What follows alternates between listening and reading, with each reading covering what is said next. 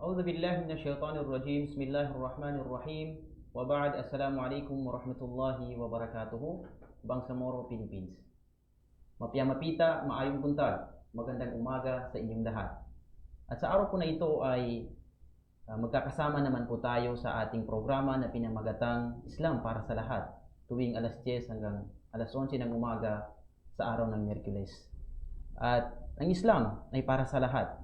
Kahit saan ka man relihiyon napapaloob, anuman ang tribong iyong napapasukan, ang Islam ay para sa iyo. Sinabi ni Allah sa banal na Quran, وَمَا أَرْسَلْنَاكَ إِلَّا رَحْمَةً لِلْعَالَمِينَ. Walang dahilan ng pagpapadala namin sa iyo, O Propeta Muhammad, maliban na lang na biyaya sa sanlibutan. At sa araw po na ito, mga kapatid at mga masugid at minamahal nating mga taga-subaybay, ay makakasama naman po natin ang dalawa nating mahal na sheikh, na ang pag-usapan po natin ay kung ano po ba itong Hayatul Ulama al-Muslimin bil Philippines, kung saan ay napakahalaga po na pag-usapan at talakayin po natin. At pag-usapan kung ano po ba yung mga opisina na napapaloob sa hayaan na ito upang sa ganun ay yung mga Muslim na meron po silang mga concern regarding po sa pananampalatayang Islam, at yung mga hindi pa po mga Muslim, kung may mga katanungan po sila patungkol sa pananampalatayang Islam, ay alam po nila kung saan po sila lalapit. At sa araw po na ito, makakasama po natin ang dalawa nating mahal na sheikh na kilala rin po sa larangan ng da'wah. Unang-una, ipapakilala po natin si Sheikh Abdul Hadi bin Shahid Commander bilang Secretary General ng Hayatul Ulama al-Muslimin bil Philippines. Assalamualaikum, Sheikh. Waalaikumsalam warahmatullahi wabarakatuh. Assalamualaikum warahmatullahi wabarakatuh sa lahat ng ating mga masugid na tagapakinig sa ating programang Islam para sa lahat at sa ating pagtatalakay sa Hayatul Ulama al-Muslimin bil Philippines. Haya o kaya ay organisasyon ng mga Muslim scholars in the Philippines na para din sa lahat. Inshallah. Maraming salamat, Sheikh, sa pagpapaunlak sa aming imitasyon. At paulit-ulit ang aming pasasalamat din sa inyo, Brother Sheikh Carbawi, at sa ating kapatid na si Dr. Kamaruddin Abdul Karim, isa siya sa ating mga Assistant Secretary General for External Affairs. At of course, kasama sa ating mga kasama sa araw po na ito upang talakayin ang kanyang opisina, siya po yung naatasan bilang Assistant Secretary General ng External Affairs. Walang iba kundi ang mahal natin na Sheikh, si Dr. Kamaruddin Abdul Karim. Siya po ay nakapagtapos ng Aqida, na doctorate sa Aqida sa Jamiatul Imam Muhammad bin Saud sa Kingdom of Saudi Arabia. Assalamualaikum, Sheikh. Waalaikumsalam warahmatullahi wabarakatuh. Masyaallah. Mensahe po para sa ating mga masugid at minamahal na taga-subaybay, Sheikh. Salam din siya sa inyong lahat, mga kapatid. Sana masubaybay ninyo kami mula sa umpisa hanggang sa dulo. Masyaallah. Okay, so maraming salamat po, Sheikh, sa pagpapaunlak ng imbitasyon. At siguro na naninibago po kayo na lengguwaheng Tagalog po yung gagamitin natin sa ngayon, dahil po i-address po natin yung mga ulama na hindi lang po Iranon, hindi lang po Maguindanao o Maranao, pati yung mga ulama, yung mga masyayikh natin na mga Tausug at ibang lengguwahe po ang kanilang ginagamit, Sheikh. Okay, sa ating mga masugid at minamahal na taga-subaybay, marahil ay napapatanong po kayo kung bakit po paulit-ulit natin itong pinag-uusapan ng Hayatul Ulama al-Muslimin bil Philippines. At sa araw po na ito po yung pang-7, part 7 po, na tatalakayin po natin yung Hayatul Ulama at ng mga Assistant Secretary Generals po, Secretaries General po ng Hayatul Ulama al-Muslimin bil Philippines. At ngayon po ay i-highlight po natin, of course, no, yung opisina ni Dr. Sheikh Abdul Karim, Kamaruddin Abdul Karim, ang opisina niya bilang Assistant Secretary General ng External Affairs. At ang unang katanungan po ay ibabato po natin kay Sheikh Abdul Hadi Commander upang sa ganun ay malaman po natin lalo at mapadiin yung talakayan natin sa Hayatul Ulama'il Muslimin bil Philippines at iba't ibang activity po na ginanap na po na sinagawa ng Hayatul Ulama'il Muslimin bil Philippines. Sheikh, sa unang live po natin, sa live interview po natin sa nakaraan, napag-usapan po natin yung mga plano na magpapatayo ang Hayatul Ulama'il Muslimin bil Philippines ng mga training seminar, workshop training sa mga ulama po natin upang sa ganun ay lalong mabihasa at ma-enhance yung kanilang mga skills, mga capacity na alam po nila yung mga opisina po o mandato ng kanilang mga opisina. Ano po yung mga kasalukuyan na training seminar po na ginaganap ngayon at gaganapin pa po sa hinaharap, Sheikh? Bismillahirrahmanirrahim. Alhamdulillah wa bihi nasta'in. Wa ba'du. Assalamualaikum warahmatullahi wabarakatuh. Tama po, Brother Sheikh Qardawi, na nabanggit natin sa mga naunang part o kaya ay live interview natin na ang Hayatul Ulama'il Muslimin bil Philippines ay magtatatag ng mga iba't ibang training seminars upang sa gayon ay ma-enhance ang mga kapatid natin na mga ulama hindi lang sa kanilang kaalaman hinggil sa pananampalatayang Islam bagkus sa lahat ng mga kaalaman na hindi bawal sa ating pananampalatayang Islam, katulad ng mga leadership at saka sa management at saka iba't iba pa.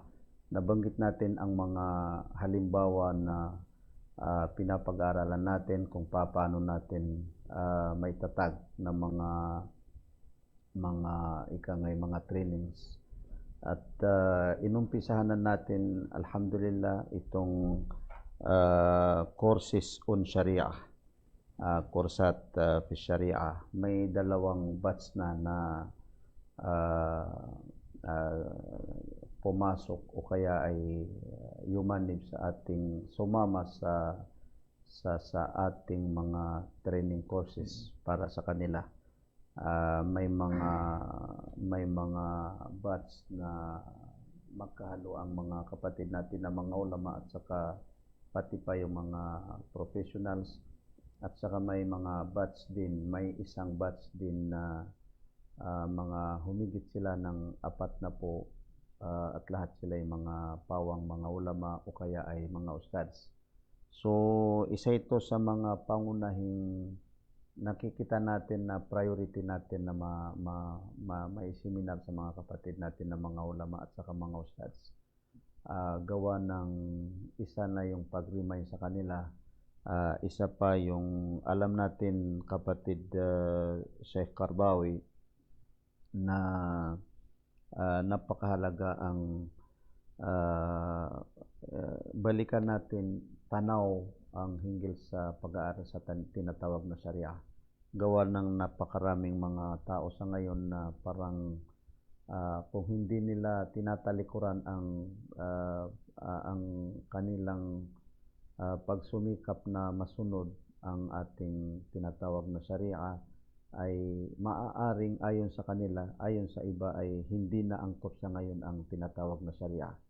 So ang pinakapunto natin dito, mga brother Sheikh Qardawi, sa ating training sa Sharia, courses on Sharia, ay ang pinaka-motto natin o pinaka-hangarin natin yaong sinabi ni Propeta Muhammad sallallahu alaihi wasallam na sabihan niya, may yuridillahu bihi khairan yufaqihu fid din.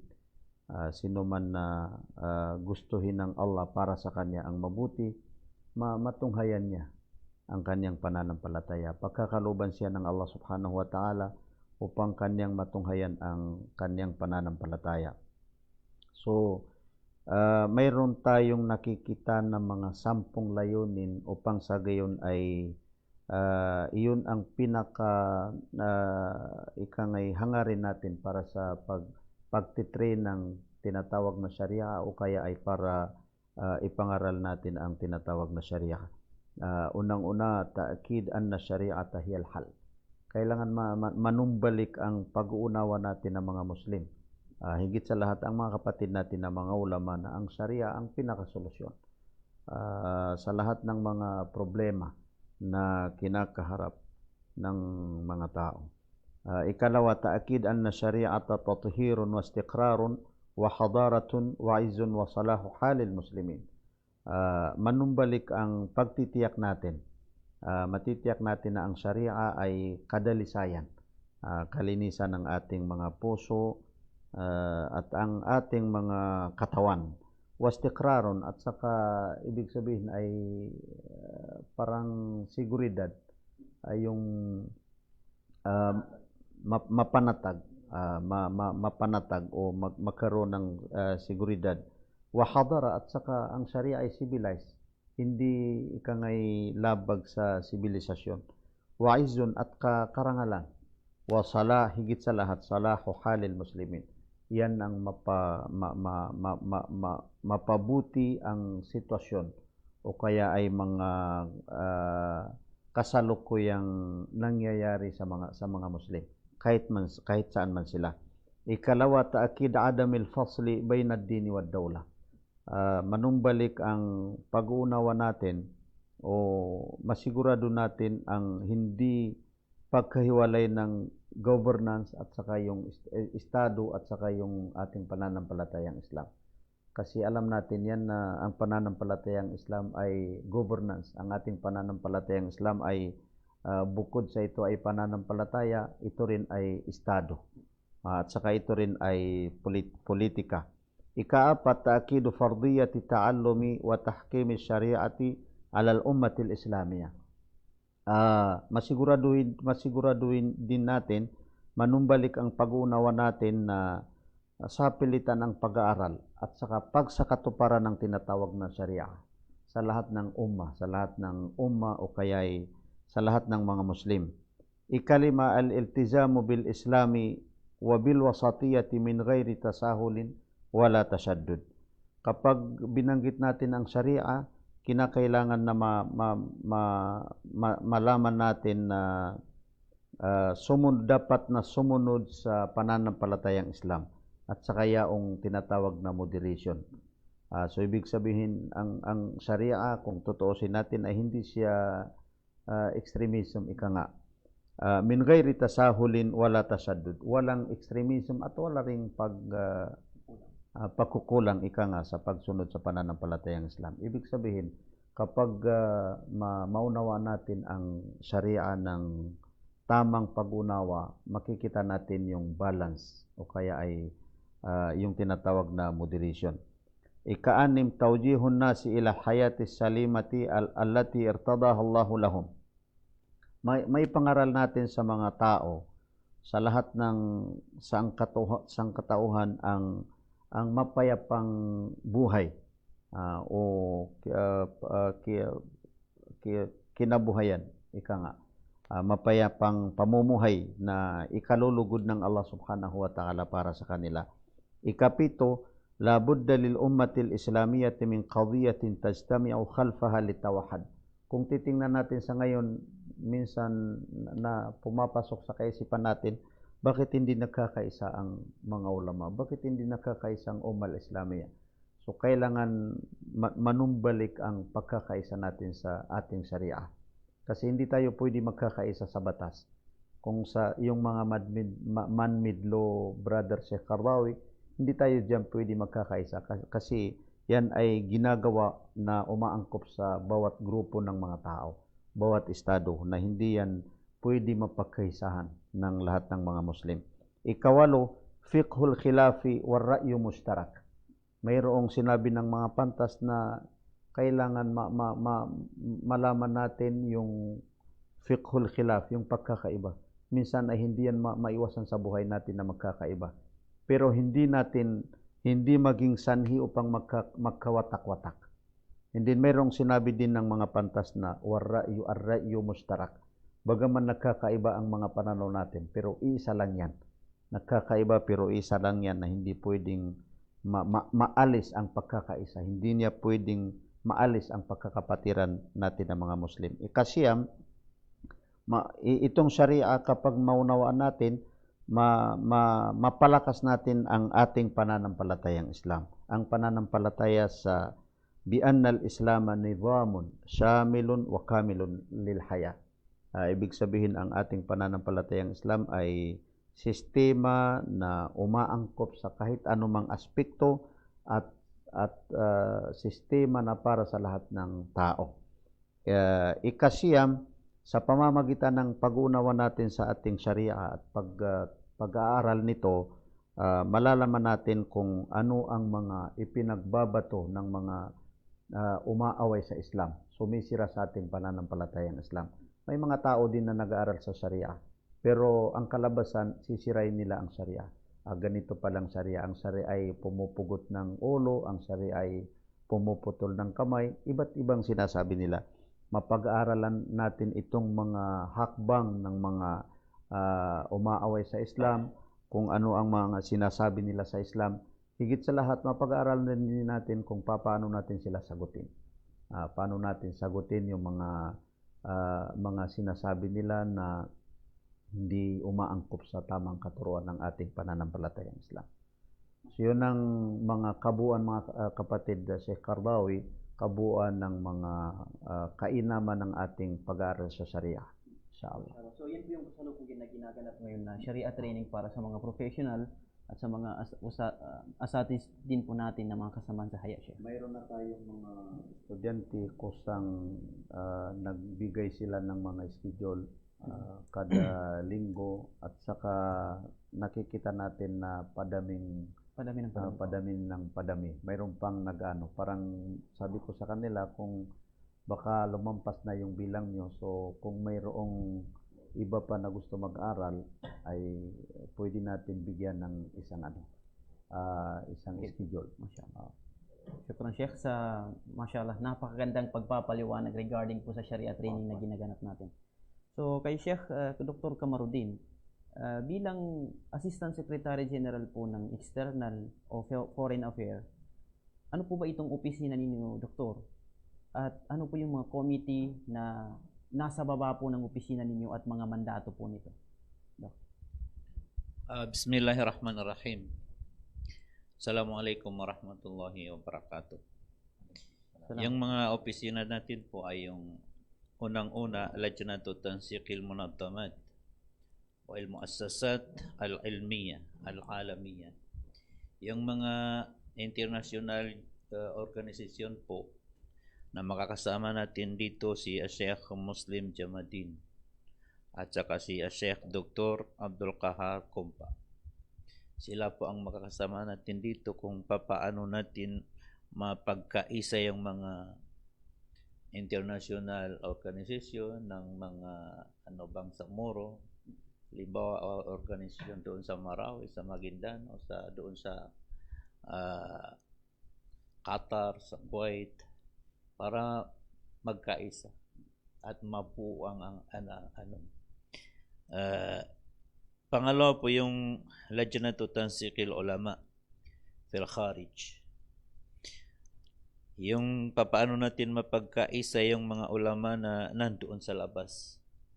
Kasi actually maraming ulama doon sa ibang bansa.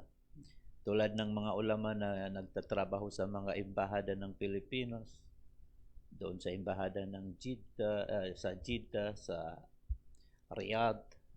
At saka may mga ulama din na nagtatrabaho sa mga jaliyat.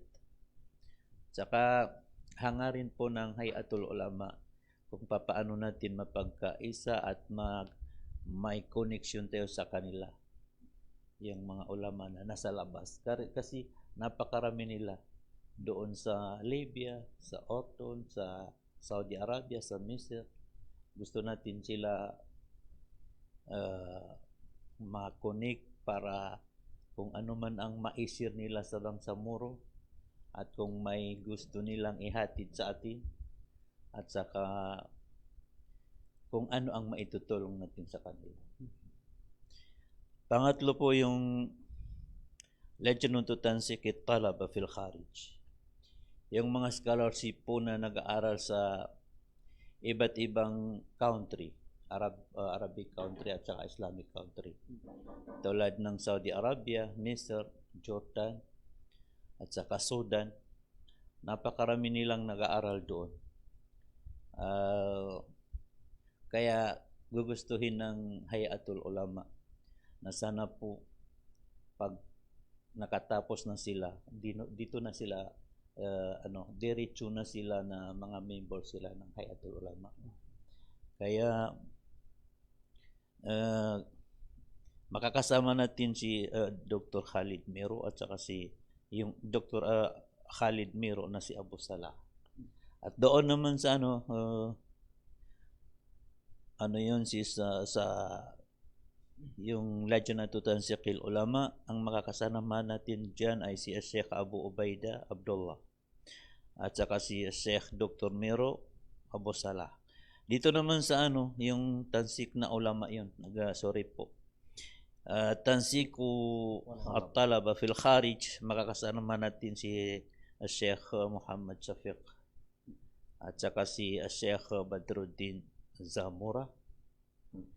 Yun po yung nag-aaral doon sa iba't ibang bansa. Sila ang makakasama natin diyan, si Muhammad Shafiq. Sana po yung mga makayanan ng Hayatul Ulama na lahat na mga anak ng Bangsamoro na nandoon ngayon sa ibang bansa, nag-aaral, scholar man o hindi, sana mapagkaisa natin sila at pagkatapos nila maiuwi nila sa Bangsamoro yung kung ano man ang napag-aralan doon. At saka pang last yung Lajnatul Minah ad-Dirasiyah. Yung mga pang-apat na ito. Makakasama natin dito si Sheikh Maidani Gumandar at saka si Sheikh Abdul Wahab Kawilan. Yun po yung mga nag-a-apply ng pag-aaral bilang scholarship sa iba't ibang Arabic country o Islamic country. Kasi actually maraming mga estudyante ngayon dito sa atin, lalo na sa mga pag-memorize ng Quran, na karapat dapat maaprobahan bilang scholarship doon sa labas. At gagawa na yung Hayatul Ulama, gagawa ng paraan para dumami lalo ang naaprobahan doon. Inshallah. Yan lang po yung apat na committee. Dito si Sheikh yung Aminul Ab, baka may maidagdag. Assalamualaikum. Napakaraming salamat sa ating kapatid at kuya sa kaalaman si Dr. Kamaruddin Abdul Karim, siyang Assistant Secretary General natin sa Lishoon al-Kharijiyah sa External Affairs. So nabanggit niya yung apat na mga committees na under sa kanyang opisina. Gusto natin banggitin dito ang concern ng mga kabilang sa mga kapatid natin na mga ulama. Gayon din ang mga estudyante. Kasi noong nalaman nila na mayroon tayong forms, istimarat adawiyah, kinalat natin yung membership form. So, ang mga tanong nila, saan daw nila isangguni, saan daw nila ipadala ang kanilang mga form kung sakasakali na maka-fill up sila.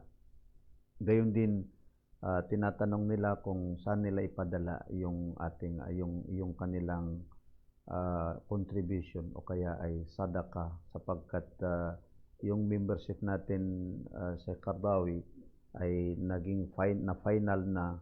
At yun ang napagkasunduan ng Board of Directors na ang membership fee ay 300 pesos. So yun ang mga concern nila kung saan nila ipadala. Ngayon, para sa mga kapatid natin na nakikinig, higit sa lahat si Dr. Masida, isa ito sa mga kapatid natin na nasa Kuala Lumpur. Nagtatanong sila kung saan nila ipadala yung mga form nila. So dito na sa opisinang ito, dito kay Dr. Kamaruddin Abdul Karim, And then tungkol naman sa inyong membership fee, kung titingnan natin, pag-usapan namin inshallah, pero usually doon yung may padala sa opisina ni Sheikh Saad Sindatok. Siyang Assistant Secretary General for Admin and Finance. So lahat ng umuugnay sa finance ay doon sa kay Sheikh Saad Sindatok. Lahat ng mga, kahit pa yung mga kumukuha sa atin ng mga tazkiya o kaya ay mga recommendation, kapag mayroon silang mga sadaka ay doon natin ipinapadala sa kay Sheikh Saad Sindatok. Bilang napasukan niyo po, Sheikh, no, yung mashallah, yung pagpapaliwanag ni Dr. Kamaruddin, binigyan din niyo po kung saan po papasok yung mga may concern sa labas po, no? Nabanggit po na kanina na yung mga organization sa labas, mga ulama sa labas, mga estudyante na hindi pa po nagtatapos ng kanilang pag-aaral, at yung gustong mag-aral sa labas po. May katanungan po kasi na halimbawa, kung gustong mag-aral sa labas po, maliban sa kukuha sila ng tazkiya mula po sa inyo, kay Dr. Kamaruddin po sila sasangguni siya. Kay Dr. Inshallah, itong si Dr. kasalukuyan na sinisikap niya na makipag-meeting sa kanyang mga kasamahan, inshallah. So, pag maayos na natin yung ating pamamalakad, dito na sa kanyang opisina. Pero sa ngayon, pwede pa rin tayo magbigay ng recommendation. Para sa kaalaman din ng lahat, may mga iba't iba diyan sa iba yung dagat na nagbigay din sa atin ng mga scholarship. So pwede rin sila makipag-ugnayan sa atin. Sa ngayon napakaraming yung kasi yung mga university diyan sa lalo na sa Saudi, isang yung requirement nila yung tazkiyah. Saka yung Hayatul Ulama ang tinitingnan. Kaya maraming mga estudyante ngayon na napakasaya dahil sa Hayatul Ulama. Pero dati marami tayong natutulungan. Lalo na sa Jami'atul Taif. Siyam na student na naaprobahan sa isang taon lang dahil sa tulong natin, tulong ni Allah. At saka yung doon sa iba't ibang university, saka doon din sa Jordan, napakaraming natulungan natin doon sa kasi sa pamamagitan ng tazkiyah, inshallah. Salamat, Doc. Sheikh Abdul Hadi, narinig po namin na ang BARM ay magbibigay o nagbigay ng ayuda, tulong sa mga ulama at alimat po natin sa pamamagitan through coordination with the Hayatul Ulama Muslimin din Philippines. Baka po pwede niyo bigyang linaw, bigyang diin itong aktibidad po na ito ng BARM na nakipag-cooperate po ang BARM sa inyong opisina, Sheikh. Alhamdulillah, sa awa ng Allah subhanahu wa ta'ala, tinugunan ng ating kagalang-galang His Excellency Chief Minister ng ating BARM ang ating request na para bigyan ng ayuda o kaya ay tabang ang mga kapatid natin na mga ulama. So 10,948 ang isinumiti natin na mga pangalan ng mga ulama sa BARM, ay alhamdulillah tinugunan nila, tinanggap nila, at ngayon ay kasalukuyan na nagdi-distribute tayo ng mga tabang sa iba't ibang probinsya, hindi lamang sa BARM, bagkus ay kahit pa sa labas ng BARM. So hanggang ngayon po patuloy pa rin po yung hanggat sa ngayon ang mga kapatid natin na mga ulama, ang itinakda natin na chairman ng committee si Sheikh Marhan Burhan, si Sheikh Ismail Tuanadato na siya ang Assistant Secretary General for Internal Affairs, and then si Sheikh Khalid Hussein na kabilang sa mga membro ng Secretariat ng General Secretariat, Ngayon ay nasa si Sheikh Abdul Manan, Sheikh Abdul Manan Dading. Apat sila ngayon ay nasa Davao region sila. Nasa Mati sila. Dumaan na sila sa Davao Sur, sa Digos. Mayroong mga kapatid natin na mga ulama doon na tumanggap ng mga tulong o tabang. And then sa Davao City, mga mahigit 80 na mga kapatid natin na mga ulama, na mga membro ng Hayat Ulama al-Muslimin bil Philippines, nakatanggap ng mga tabang. Kahapon ito, Brother Sheikh Cardawi. And then kahapon din sa Kumbal o sa Davao Norte. At doon sila tumuloy kagabi sa Mati, sa Davao Oriental. At ngayon, exactly ngayon ang pag-distribute nila ng mga tulong sa mga kapatid natin na mga ulama at mga alimat sa Davao Oriental. Noong una, September 3, doon nag-umpisa ang ating pamimigay ng tulong. 5 probinsya ang nabigyan sa araw na yon. Ang Maguindanao at saka Bandar Cotabato, Cotabato Province at saka Buayan 1 at saka Buayan 2. And then sa September 8 naman, yun ay September 3. Sa September 8 naman ay 3 probinsya ang nabigyan natin ng mga tulong. Sa Ligawasan at saka North Cotabato at saka sa Kapalawan. So noong September 9 naman ay 3 probinsya din, sa Daguma Province, at saka Damakling at saka Iranon Province. So lumalabas ngayon na 11 and then plus 4, 15 na branch offices at saka ang nabigyan natin ng mga tulong para sa mga kapatid natin na mga ulama at saka mga alimat. Mashallah. Mashallah, at dumating po ang tulong ng BARM. Hindi lang po sa core territory nito, bagkus sa ibang rehiyon din po na hindi po sakop ng BARM. At yan po yung pagpapasalamat sa inyong pagsusumikap, Sheikh, no? At of course, pagpasalamat kay Allah subhanahu wa ta'ala na may mga ganitong mga initiative na galing sa BARM na dumaan po sa inyong opisina, Sheikh. Bilang pagpapatuloy sa usapin kanina, Doktor, sa inyong opisina po, ano po yung, since na meron na po kayong naitatag na mga committee at opisina sa bilang Assistant Secretary General at may mga naitalaga rin po kayong mga tao na katuwang sa inyong opisina, ano po ba yung mga plano at mga priority activities ng opisina po ninyo o ng mga committee na under po sa inyong opisina, siya? Ninanais po natin na magkaroon ng opisina dito sa Cotabato, sa ibang region, tulad ng Marawi, Maguindanao, para kung may mga ulama na galing sa labas, nagbibikisyon man o exit na, may mapupuntahan sila. Tsaka yung mga ulama doon, napakaraming nagnanais na pag umuwi sila bilang vacationer, may maisir sila dito, tulad ng mga pag-handle ng mga Islamic seminar, mga muhadarat, mga dawra, ganon.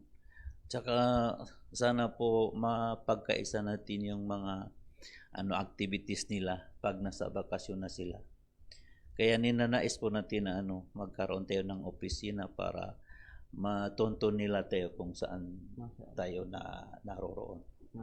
So, talaga gumagawa po kayo, Sheikh, ng paraan upang sa ganun ay yung lahat ng mga committee na may concern po kayo ay madali po nilang hanapin ito, Sheikh. Lalo na po yung mga ulama at saka yung mga scholarship na nag-aaral doon.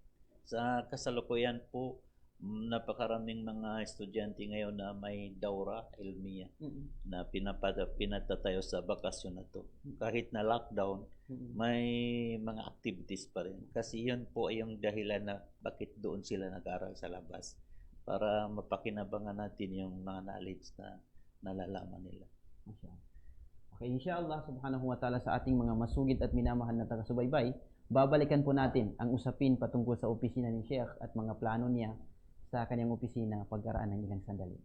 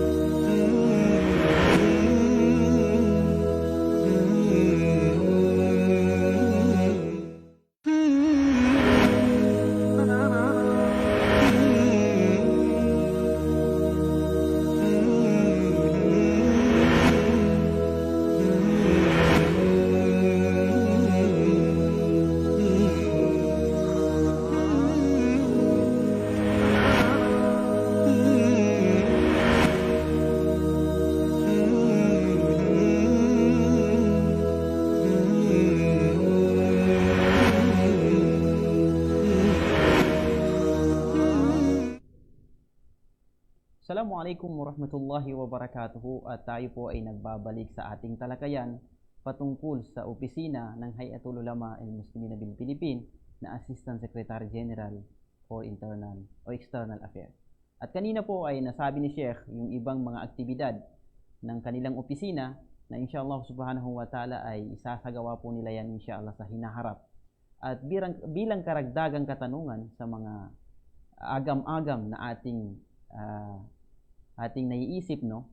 May mga kapatid po tayo o mga masyayakh din po na sa Manila, doktor, hindi po napaloob sa core territory ng Bangsamoro Autonomous Region Muslim Mindanao na nag-aaral po at sila po ay nakatira sa Manila. May mga future activity po ba kayo para po sa kanila, Sheikh? Meron po. Gusto namin sila i-contact para magkaroon kami ng mga meeting, ganun, kung ano ang bagay na maitulong nila sa atin o sila ang matutulungan natin. Saka bil munasaba, ninanais po ng opisina na sana makabisita sa iba't ibang mga university sa iba't ibang bansa, mga Arabic country, Islamic country, para humingi ng scholar. At doon natin makikilala yung mga ulama doon sa iba't ibang bansa na pupuntahan para mas lalo dumami ang ulama sa atin. Kasi kung gaano karami yung ulama natin, yun din ang gaano tayo ka-strong sa mga activities natin. Okay. Regarding po dyan, other than that po, maliban po dyan sa mga aktibidad, ano po yung mga aktibidad na gagawin po ng opisina ninyo? So far sa ngayon, yun lang po, or meron pa pong iba, Doktor? Actually, hindi pa kami nakapag-meeting ng masinsinan. Pero pag nakapag-meeting na kami, ma-update din natin yung mga ansita, inshallah. So sa ating mga na taga-subaybay, of course, yung mga talaba, yung mga student po natin dyan na nag-aaral po ngayon ng sanawi dito, di kaya sa mga Quran Memorization Center. Narinig po ninyo yung usapin natin kasama si Dr. Sheikh Abdul Hadi patungkol sa mga scholar na pag-aralin sa labas ng bansa, inshallah subhanahu wa ta'ala, sa ibang lugar ng Islamic country, na upang sa ganun ay ipagpatuloy yung kanilang pag-aaral. Inshallah, mag-aral po kayo mabuti at huwag pong mawala ng pag-asa na di porket kayo ay nasa Pilipinas pa ngayon, hindi natin alam sa hinaharap inshallah subhanahu wa ta'ala, nasa ibang bansa na po kayo upang ipagpatuloy ang inyong pag-aaral, inshallah. Okay, so Sheikh Abdul Hadi, narinig po namin na may ginanap na opening ceremony sa opisina ng Assistant Secretary General, isa sa mga opisina ng Assistant Secretary General, Sheikh. Ano po ba ang ginanap dito at ano po ang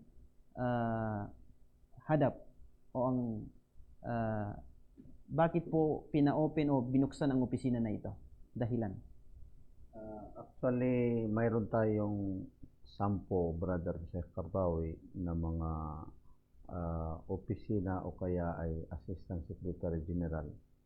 At lahat nito ay kahit papano ay gumagawa na sila. Pero finally na pag-opening natin, ito pa lang na-open natin na opisina, itong opisina ng Al-Aminul Am Al-Musa'id li Shu'unil Adyan, Assistant Secretary General for Religions Affairs. Ito ay sa pamamahala ni Sheikh Badi'uzzaman Saliaw, ang kapatid natin na nauna at napakabihasa sa pagdadakwa at nakapag-aral o nakatapos ng Sharia doon sa Qura University sa Makkah, sa Saudi. So itong last Saturday, gawa ng nagkaroon na sila ng opisina, so former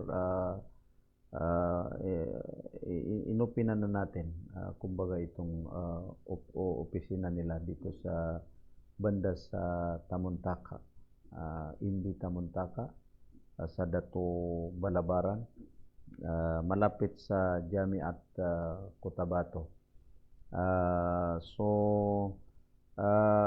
Itong opisina ni Sheikh Badi'uzzaman Saliaw ay mayroon siyang 3 na mga committee. Lajnat Shu'un Ghairil Muslimin, committee para sa mga non-Muslims. Baka may mga kapatid natin mga non-Muslims na gusto nila malaman ang Hayatul Ulama o kaya ay ano ang pananampalatayang Islam, ano ang Islam. O kaya may mga problema nila sa kanilang mga sa kanilang mga kapitbahay na mga Muslim, ika nga.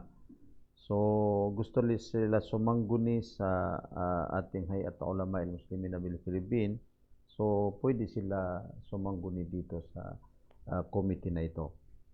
Ikalawang committee na under sa opisina ni Sheikh Badi'uzzaman Saliaw ay Lajnatul Aidina ila al-Islam, committee para sa mga kapatid natin na mga balik Islam, mga kapatid natin na pinakuluban ng Allah na para yumakap sa pananampalatayang Islam. So kailangan mapangaralan sila sa pananampalatayang Islam. Ano man ang dahilan ng kanilang pagyakap sa Islam, pero kailangan lubos na matunghayan nila kung ano ang pananampalatayang Islam. Ang pananampalatayang Islam, ang pagyakap sa Islam ay hindi lamang ikangay pagbigkas ng shahada, o kaya ay maging balik Islam ka na. Kailangan malaman mo kung ano ang pananampalatayang Islam, ano ang obligasyon mo, at paano ka din makitungo sa mga pamilya mo na kahit pa hindi mga Muslim. Kasi iniiwasan din natin, kapatid Sheikh Qardawi, na minsan may mga hindi mga Muslim na naging kaibigan natin. So medyo nagrereklamo sila sa mga balik Islam. Gawa ng kapag nagbalik Islam na tatalikod na siya sa kanyang mga kapatid, sa kanyang mga magulang. Wala na siyang magiging maayos na ugnayan sa kanyang mga magulang at saka mga kapatid, bagkus pati pa yung kanyang mga kaibigan. So hindi ganun ang katuruan natin sa ating pananampalatayang Islam. Ikatlong committee na under sa opisina ni Sheikh Badi'uzzaman Saliaw ay Lajnatu Zu'ama ad-Diniya. Yung committee na para sa mga leaders, religious leaders. Pag pinag-uusapan natin yung mga religious leaders, not necessarily na mga Muslim o kaya ay mga ulama. Bagkus ay mga katulad ng mga pari, mga pastors. Itong committee din na ito ay noong tayo na ang nakahawak nitong Hayat Ulama al-Muslimin bil Philippines bilang Secretary General, noon tayo ang itinakda ng Central Committee ng IMAILIF na mag-chair para makipag-ugnayan sa iba't ibang religious leaders na napakarami tayong na-organize na mga hindi mga Muslim o mga pari. Hindi lang mga Catholic, pati pa yung mga Protestante, pati pa yung mga Mormon. Nagkaroon tayo ng mga meeting dito sa Cotabato, mga forum sa Cotabato City, sa Jinsan, sa CDO, Cagayan de Oro, sa Iligan, sa Maynila. How many times na nagkaroon tayo ng mga forum doon? So, iba't iba ang mga religious leaders na dumalo. So, ang pinag-uusapan dito sa ganitong sa committee na ito ngayon ay dito na natin isinangguni ang ating tasking sa committee na ito. Ang pinag-uusapan dito ay hindi na dapat pag-uusapan yung mga pagkakaiba natin kasi magkakaibang relihiyon. So sigurado na may pagkakaiba na, pero may mga bagay na pag-uunawaan. May mga tinatawag na commonalities na sabi natin sa mga kapatid, sa mga kaibigan natin na hindi mga Muslim, na mga religious leaders, wag lang niyo kami imbitahan sa inyong pananampalataya. At kami rin, pero alamin niyo ang aming pananampalatayang Islam. At kami rin, dapat din natin alamin kung ano ang mga pwede sa inyo at pwede sa amin. Pwede sa amin at saka pwede sa inyo. So bakit tayo hindi magtulong-tulungan doon? Yung mga commonalities. So kinakailangan na tayo ay magtulong-tulungan doon sa mga bagay na yon na hindi bawal sa amin at saka hindi bawal sa inyo. At napakarami kung pag-uusapan natin sa Sharia, napakaraming mga batas na ipinahintulot sa Islam at nakita din natin na yun ay hindi bawal sa mga kapwatan natin na mga pari. Hindi bawal sa kanila yung mga ganoong pag-ugali o kaya ay ganoong pakikitungo. In brief, Brother Sheikh Qardawi, ang pinaka main na layunin natin sa opisinang ito ay paano makipag-ugnayan, kaya tinawag natin na religious affairs. So paano makahanap ng pamamaraan para makitungo ng maayos sa iba't ibang relihiyon, at saka paano makitungo din sa mga sino man na mga tao na kahit pa hindi nagkakaisa yung kanilang relihiyon. Kasi hindi na natin maiwasan. Bagaman tayo ng mga Muslim, tinitiyak natin na isa lamang ang ating pananampalataya. Inna dina indallahil Islam. Sabi ng Allah subhanahu wa ta'ala, ang katanggap-tanggap na pananampalataya sa Allah ay Islam. Pero hindi na natin kayang sabihin na yung ibang mga walang ibang pananampalataya. Kasi napakaraming lumabas na pananampalataya. So tingnan natin itong pag-aaralan ng opisinang ito kung paano makitungo sa iba't ibang pananampalatayang Islam na ito. Na yung hindi labag sa ating pananampalatayang Islam, sa ating pananampalatayang Islam. At gayon din paano makitungo sa mga kaanib ng pananampalatayang ito. Kasi kung tutusin natin ang ating pananampalatayang Islam, higit sa lahat tayo ng mga ulama, hindi pwede, ang alam lang natin na kung paano tayo makitungo ay sa mga kapwa na Muslim lamang natin. Bagkus ay kabilang din sa kahit pa hindi mga Muslim, kahit ano pa man ang kanilang relihiyon, kailangan na makitungo tayo sa kanila ng mabuti. Ad-dinul muamala, ang ating pananampalatayang Islam ay pakikitungo ng maayos sa kahit sino man ng mga tao o kaya ay mga nilikha ng Allah subhanahu wa ta'ala. So napaka-importante pala itong opisina ng Assistant Secretary General for Religious Affairs dahil sa kaalaman ng lahat ng ating mga taga-subaybay na ito ay pagpapaliwanag sa kung ano po ang totoong katuruan ng pananampalatayang Islam. Ito ang nagbibigay, nag-shadow ng ating pananampalatayang Islam. Dito natin may papakita sa hindi mga Muslim kung ano ang mga ulama. Kung ano ang ating pananampalatayang Islam. Kasi minsan kasi nangyayari, Sheikh, no, bilang karagdagan sa explanation ng nabanggit mo kanina, Sheikh, no, may nangyayari kasi ito mindset ng isang taong Muslim maliban sa hindi po nakapag-iisip nito. Pag sinabi Muslim ka at ang katabi mo o kapitbahay mo ay hindi Muslim, so kahit anong gawin mo okay lang. So bilang pagpapaliwanag doon sa nabanggit ni Sheikh kanina ng isang taong Muslim, yung mga ganun na mga kaugalian ay hindi po yun kaaya-aya sa isang Muslim, na hindi porkit ang kapitbahay mo ay hindi na Muslim, ang pakikitungo mo ay masama, ginagawan mo ng masama, binabato mo ng ano dyan, o pinagsasabihan mo ng masama. So sa pagpapaliwanag ni Sheikh kanina, ang Islam pinapahalagan po kahit na hindi po Muslim, pinapahalagan po niya nito at pinapaalam sa kanya kung ano ang katuruan ng pananampalatayang Islam. Maraming salamat, Sheikh. Sheikh Dr. Abdul Kamaruddin, sa opisina po ninyo, dahil alam po natin na ngayon, no, pandemic, at ang bawat opisina at bawat trabaho ay nararapat na may mga tulong na may ambag na. Kaya nga sabi nila, hindi aandar ang sasakyan kung walang gasolina. So bilang sa opisina po ninyo, kung may gustong tumulong po sa inyong opisina o mga activity po ninyo, paano po sila pwedeng tumulong at ano po yung paraan na kanilang may tutulong, Sheikh?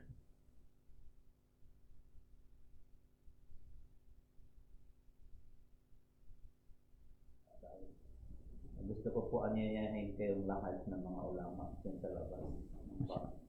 Tulad ng Maynila, Davao, Cebu. Sana po subukan niyo makipagtulungan sa Hayatul Ulama at saka mag-fill up ng form na para membership.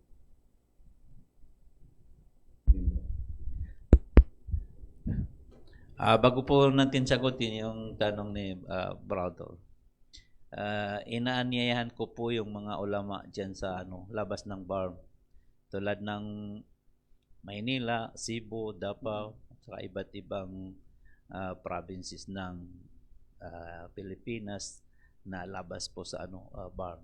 Sana po makipagtulungan kayo sa Hayatul Ulama. Sana po magkaroon tayo ng malaking assembly, yung Multaka, para po mapag-usapan natin kung paano tayo magkatulungan. Tungkol naman po sa tanong ni Sheikh Kartawi, napakadali lang po kung may nanaisin kayo maitulong sa Hayatul Ulama. Kahit anong klaseng tulong, dito sa opisina pwede kayong kumontak ng sa knowledge man o moral support, financial support. Mashallah. Pwede kayo, andito lang po si Aminul Am. Pwede po kayo dumiretso sa kanya. Kaya maraming salamat sa inyong lahat. Assalamualaikum. Pwede rin kayo sumangguni sa lahat ng mga ating mga Assistant Secretary General kung sakali sa finance aspect ay pwede kayo dumiretso kay Sheikh Saad Sindato, sapagkat siyang Assistant Secretary General for admin in finance, inshallah. Para po sa kaalaman ng lahat, no, hindi po tayo humihingi dito, no. Ang tinatanggap po natin o ang pinaparating po natin dito ay kung sino po yung gustong gumawa ng kawanggawa o magbigay ng kawanggawa o sadaka, ay alam po natin ang Hayatul Ulama ay hindi po yan siya attached sa Bangsamoro government. No. Although we are mentioning here the BARM, no, the BARM government, the Bangsamoro government, pero ang Hayatul Ulama ay hindi po siya konektado na baka iniisip po natin, inaakala po natin na NGO, yes, inaakala po natin na meron pong sweldo o pera na dumarating from BARM to Hayatul Ulama. No, ang Hayatul Ulama ay NGO po, non-government organization na tumatayo sa sarili po niyan pa. So kaya po nababanggit po natin ito bilang kalinawan, no, pagpapaliwanag sa lahat, no. Pagkaakalain po ma-misinterpret po tayo dito sa ating mga ginagawa. So syukran Sheikh, Doktor, sa inyong mashallah pagsagot sa medyo sensitive na question din po yun, Doktor, mashallah. At bilang panghuli, siguro yun na po yung pinakahuling katanungan sa inyong dalawa, Sheikh. Bilang panghuli, mensahe mo para po sa ating mga masugid at minamahal na mga kapatid sa pananampalatayang Islam, and of course sa ating mga mahal na mga masyayakh, kung saan po sila ngayon, nasa labas ng bansa, sa loob ng bansa. Sino po mo, Sheikh? Mauna na si Doktor, inshallah. Doktor. Salam sa inyong lahat, mga kapatid na mga ulama o hindi ulama, na pati na sa mga inyong pamilya. Sana po sa panahong ito na may COVID tayo, sana parami natin ang dua. Magdua tayo lagi na sana po ligtas tayo sa anumang oras kung saan man tayo naroroon. At saka wag po tayo matakot. Magtiwala lang tayo kay Allah. Kasi yung takot na yun ang COVID. Yung takot. Pero yung pagtitiwala kay Allah, yun ang gamot. Assalamualaikum. Sabi ni Doktor, palakasin natin ang tiwala at pananampalataya sa Allah subhanahu wa ta'ala. Para sa mga masugid naming tagapakinig, lagi natin nababanggit na itong Hayatul Ulama'il Muslimin bil Philippines ay para sa lahat. Gawa ng ating programa Islam para sa lahat, ang tinatalakay din natin ay Hayatul Ulama'il Muslimin bil Philippines para sa lahat. Ito ang katunayan na ang Hayatul Ulama'il Muslimin bil Philippines ay para sa lahat, ay nagkaroon tayo ng opisina na para sa lahat ng mga gawain na maging sa iba yung dagat, hindi lamang dito sa atin sa Pilipinas, ika nga o kaya ay sa BARM. Nabanggit ni Doktor ang 4 na mga committee na under sa kanyang opisina. Ang committee na para makipag-coordinate sa lahat ng mga organisasyon ng mga ulama sa labas. Organisasyon ng kahit hindi mga Pilipino o mga Bangsamoro sa labas. So, kailangan makipag-ugnayan tayo sa kanila. Higit sa lahat, ang mga organisasyon na hinahawakan o kaya ay under supervision ng mga ulama. Ulama din ng mga iba't ibang mga tao sa iba yung dagat, ika nga, hindi lang sa Pilipinas. And then, ikalawang committee ay committee ng mga ulama sa labas ng bansa. At kung marami tayong nakikitang mga ulama dito sa Pilipinas, ay gayon din, napakaraming mga ulama na andyan pa sa iba yung dagat. Hindi lang po sa Saudi Arabia. Hindi lang sa Saudi, Amerika, napakarami sila. May mga nagtuturo sa kanila, may mga nagtuturo sa mga Arabo, napakarami sila. At saka sa Amerika at sa Europe, mayroon din. And then yung iba pa, ang karamihan sa kanila ay nagmamasteral. At saka nagdo-doctorate yung mga kapatid natin na mga ulama. So kailangan lahat nitong mga ulama ay maging kasama natin sa Hayatul Ulama'il Muslimin bil Philippines. Gayon din ikatlong committee na nabanggit ni Doktor, yung Lajnat at-Talaba fil Kharij, yung mga estudyante kasalukuyang nag-aaral sa iba yung dagat na mga Bangsamoro o kaya ay mga Pilipino na mga Muslim. So, lahat yun ay pwedeng maging kasama natin. Kaya ginawa natin sila ng isang committee, yung mga estudyante. Kasi actually, itong bagong panahon natin sa Hayatul Ulama'il Muslimin bil Philippines, lahat ng mga nag-aaral sa iba yung dagat, basta yung mga nag-aaral sa mga university, ay maging membro natin, inshallah sila. Maging membro natin na sila sa ating Hayatul Ulama'il Muslimin bil Philippines. And then yung isang committee na unique na committee, yung committee na Lajnatul Minah Dirasiyah. Itong committee ang mag-aaral kung paano natin mapadami ang mga scholars. Mga scholarship, paano tayo makakuha ng mga scholarship sa iba't ibang university, sa iba't ibang mga estado, ika nga. And then, inshallah, Doktor, sa mga susunod, pag-aaralan din natin kung paano tayo makakuha ng mga scholarship, yung mga Minah Dirasiyah mula sa iba yung dagat, pero yung mga kapwa natin na mga Muslim na dito mag-aaral. Kasi matatanda natin na noong dumalaw ang ating chairman ng Imailif, itong si Chief Minister, si Excellency Alhaj Murad Ibrahim, dun sa Kuwait. So may nagsabi sa kanya na pwede kayo mag-organisa, magkaroon kayo ng committee na para yung mga specialized na hindi natin kaya, ika nga. Tinatawag nilang mga takhasusat nadira. Pambihira, katulad ng engineering, katulad ng medicine, katulad ng mga iba't iba pa na mga courses na kahit dito na mag-aaral, pero pwede sila ang magbigay ng suporta, magbigay ng scholarship. So isa yan sa inshallah sa mga susunod ay pag-aaralan natin inshallah, sapagkat itong Hayatul Ulama al-Muslimin bil Philippines ay para sa lahat. Para sa lahat ng mga tao, and din para din sa kahit saan na lugar, hindi lang dito sa Pilipinas, bagkus ay kahit pa sa iba yung dagat. So yun lamang mga kapatid. Wassalamualaikum warahmatullahi wabarakatuh. Waalaikumsalam warahmatullahi wabarakatuh. No, maraming salamat sa pagpapaunlad ng aming imbitasyon dito sa Bangsamoro Media Production na programa natin na Islam para sa lahat.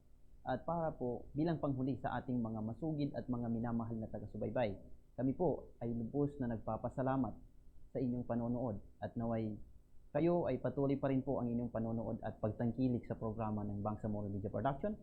Bago po natin i-close ang program natin ngayon, ay babanggitin ko po yung programa na patuloy pa rin po na pinapalabas po natin dito sa Bangsamoro Media Production.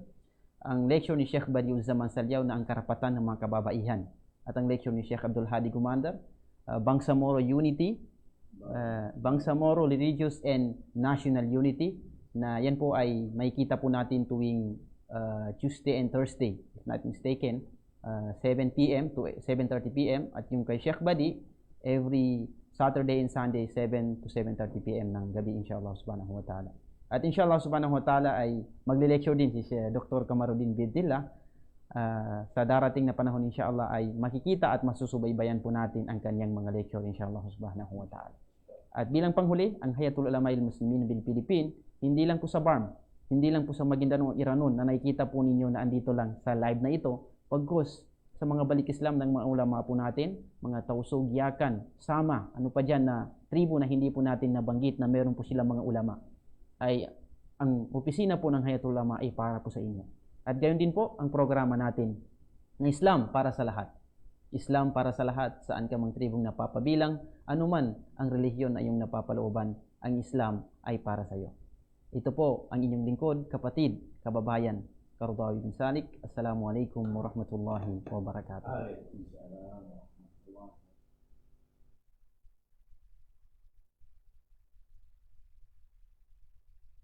Mm-hmm.